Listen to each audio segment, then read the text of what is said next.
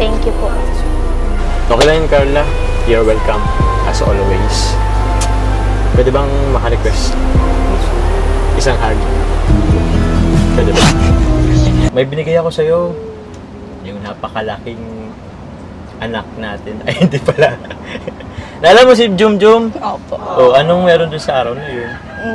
Mansari po natin. Ay, istinong samahan po natin. Yung sama natin. Gusto ko lang pong batiin muna kayo ng magandang araw, magandang gabi sa ating lahat.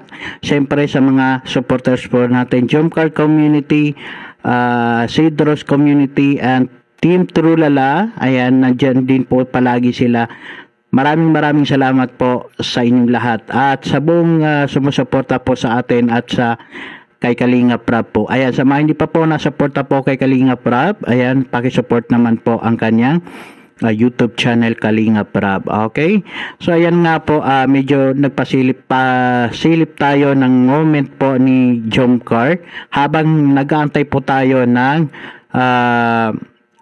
next episode po, kasi alam natin umalis po sila Kalinga Prab, so baka medyo matagalan po bago po sila makagawa ulit ng serye po ng Jomcar. So ako naman bilang supporter po, ngayon po binabalik-balikan ko din po yung mga moment na nakakapagpatawa sa akin, nakakapagpasaya po sa akin, nakakapagpakilig din po, di ba? So, lahat naman tayo, mga Jomcar community, alam natin yan, yung iba, binabalik-balikan po yung mga masasayang moment po ng Jomcar. So, ayan nga po, yan po yung humingi po siya ng, yung first clip ng video, yan po yung humingi po siya ng hug kay Carla. Diyan po yung moment na talagang kung ako yung nasa part po ni Jomcar, sobrang hirap po yan. Ayan, sobrang hirap po humingi ng hug sa isang tao na nirerespeto po natin. Siguro pati si Jomcar Jomar ay kabadong-kabado po bago niya po yan bitawan, kasi alam niyo yung tao na may yung lalaki talaga na may respeto sa isang babae, hindi po yan basta-basta hinahawakan lang yung babae or hinahag. Oo, napakalaking rin po yan, pagsubok sa isang lalaki. Oh, may kakilala din po ako na kaibigan ko sa college. Ganyan din.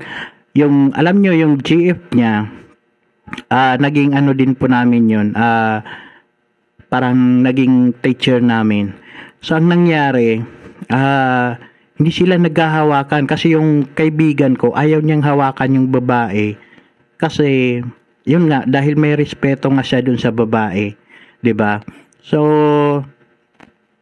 pag ganun talaga yung lalaki na medyo hindi masyadong anong tawag nito, yung agresibo, ibig sabihin nun, may respeto lang talaga siya sa babae. Hindi po porket yung lalaki ay kumbaga nahihirapan i-hug yung babae, lalo na hindi pa naman sila magjowa. Hindi po yun masasabi na dahil trophy lang po siya. Yun po ay isang pagpapakita lang po na may respeto pa rin po siya, kasi magkaiba nga po sila ng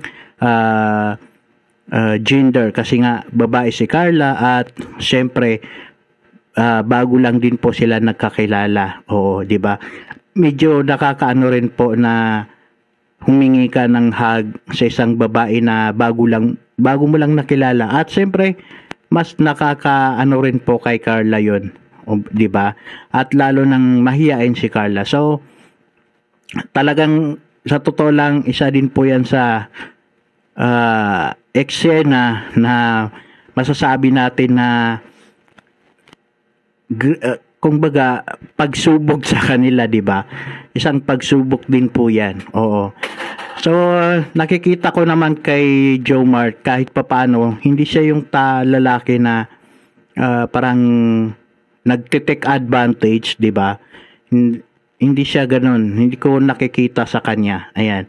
So minsan may mga nababasa din akong mga comment na kisyo parang ano daw, kulang daw sa effort or something si Jomar, which is hindi po natin yan masisi kasi nga po lalo na't alam po niya na nag-aaral pa si Carla at 'di ba nga sa eksena na yan hindi pa nag-18 si Carla. So hindi pa naman po sila magjowa para makita po natin na yung masyadong sabihin natin na anong tawag nito nung pang romantic talaga. Sa ngayon po, kalma lang po tayo kasi nga pataas pa ang tatakbuhin po ng kwento. Huwag po tayong magmadali. Huwag po natin i-push si Jomar. Kasi nga po, and sa isang banda, si Carla po ay priority pa rin po niya yung pag-aaral niya. Which is, yun ang gusto kong maano talaga niya, ma-pursue niya or mai-push niya sa sarili niya.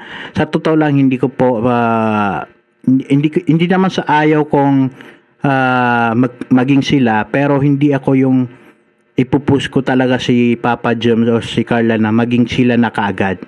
Pinaka ko pa rin talaga, priority ko pa rin po para kay Carla na makapagtapos po siya. Yun po yung maganda po para sa kanya. Kasi sa bandang huli naman kung magiging sila, syempre sino ba naman hindi matutuwa. At isa din po ako sa nagsabi niyan na kung magiging sila po, butong-buto po ako sa kanila. Kasi alam ko rin po na hindi mapupunta sa maling tao si Carla. At alam ko na mapupunta siya sa mabait,